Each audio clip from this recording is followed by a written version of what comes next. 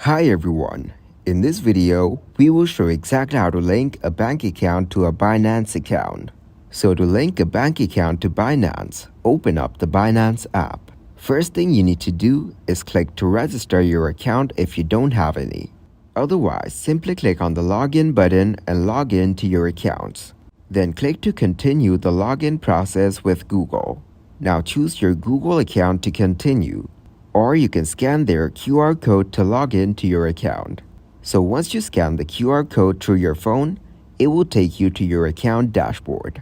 And when you get into your account, click on your profile icon from the top right corner. You will find your account settings under this icon. Then click on the payment option from the dashboard. You can buy crypto or P2P from here. Or you can add a new payment method from here.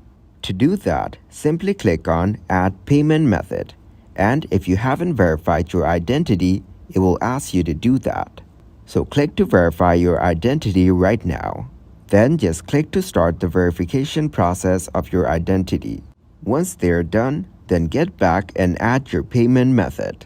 Now you can link your bank account into your Binance account.